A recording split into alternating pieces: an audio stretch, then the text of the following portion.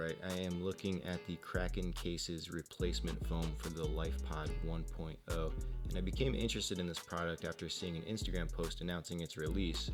And a few months later I hadn't seen it, so I followed up with their customer service. They said it got delayed and it was coming soon, and they would send me some if I would give feedback. So I thought that was awesome, and here it is. So this is my LifePod. This is the foam it comes with, so I'm just going to rip that out of here. And then the Kraken case's foam is more like a rubberized memory foam. One side's smooth, one side's got a little texture to it to help grip, and yeah, retains its shape very well.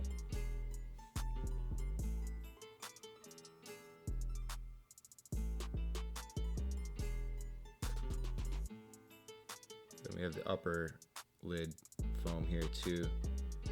Use the tape to stick that on here, but just a little bit of a thinner piece, but same concept.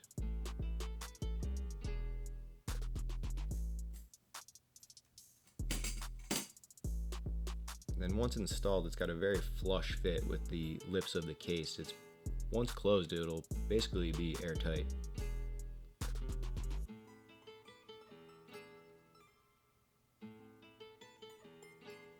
This being the LifePod 1.0 can hold up to about a Glock 19 size pistol.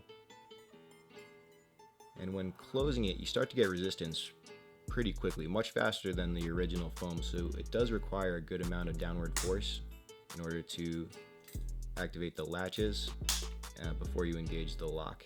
But with that being said, I mean, you're not going to be able to beat the protection that's given you. When traveling, I like to leave my gun holstered at all times, so it'll go from my waistband to the LifePod back to my waistband without leaving the holster. So by removing the lower foam, I am able to drop my holstered firearm in there and drop the lid. It's a very tight fit.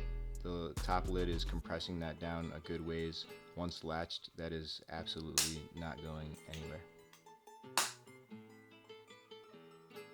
Then I wanted to also test it on some more sensitive electronic equipment. So this is an FPV drone made out of very lightweight, brittle plastic.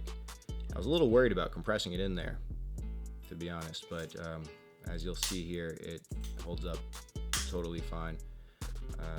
There is no signs of any damage to the integrity of the drone or anything like that. So good enough for small sensitive electronic equipment.